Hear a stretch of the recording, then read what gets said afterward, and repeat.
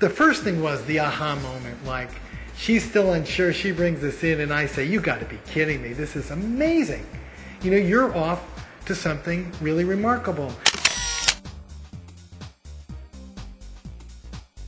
I wish I had a really great story about how, when I was 9 years old, my parents gave me my first camera, but that's not how it happened. I moved to Washington, D.C., and I started community college.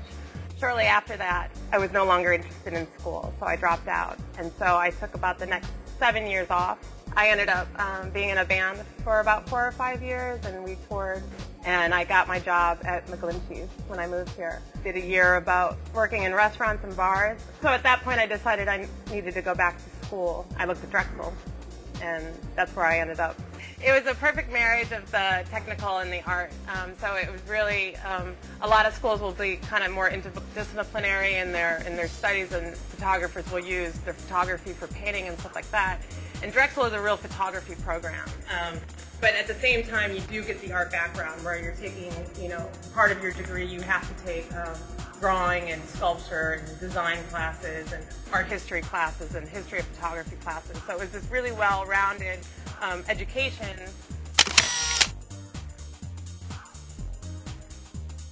There's this huge range of foundation that's set for the students, and the exciting thing about our program is that in the junior and senior year, when kids start finding their own voice, which they're encouraged to do, in the classroom there's all kinds of things that happen. It's just the opposite of a school where in a classroom all the students are working on the same kind of project. It pulled me in further and further, and it made me look at art in a way that I never did before, and that is really important to my practice as a photographer. I feel like to be a well-rounded photographer, you need to be a well-rounded artist, and to be a well-rounded artist, you need to know where you're coming from, where the tradition comes from, and what's happened before you. Students learn how to use the different parts of photography for a kind of language that's suited for what they'd like to do.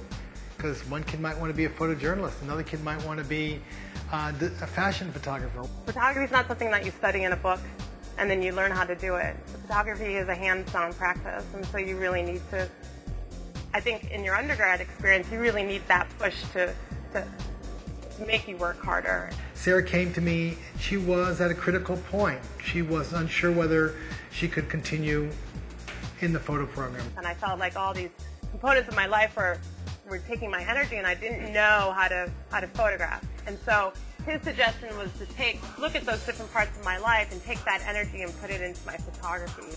So one of the suggestions he said was, you know, try photographing at work.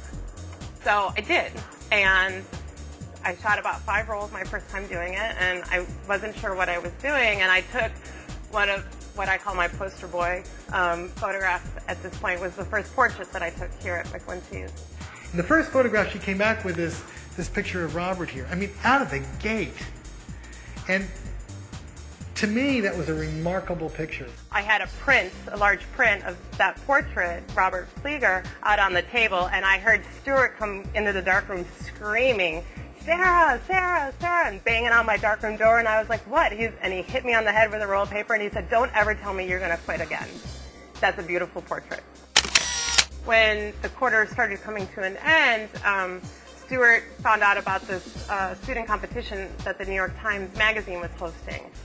And I said, you know, I felt like I really helped you break through with these pictures. Although you did all the work, you know, I'm asking a favor, and the favor is that you, on time, get these pictures in to the magazine, because I have a feeling you have a real good shot at winning this contest.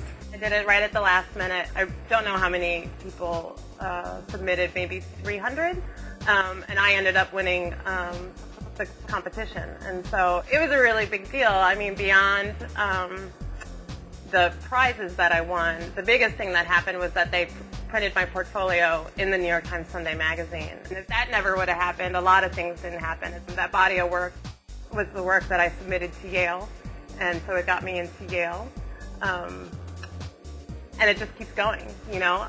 I did my first assignment for the New York Times this February, and they knew of me and my work from winning that contest.